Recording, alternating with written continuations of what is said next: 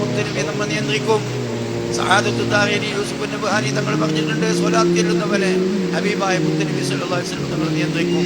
700 സ്വലാത്ത് ദിവസം ചൊല്ലുന്ന വ്യക്തി മരിക്കുമ്പോൾ മുത്തനബിയുടെ ചാരത്ത് വെച്ചേ മരിക്കുള്ളൂ. മരിക്കുന്ന അവസരത്തിൽ ചാരത്തെത്തിയാൽ പിന്നെയുണ്ടോ പേടിക്കാൻ? ആ സമയത്ത് ഇബ്ലീസും ശൈത്താനും കൂട്ടാളികളും കെട്ടി ഓടി.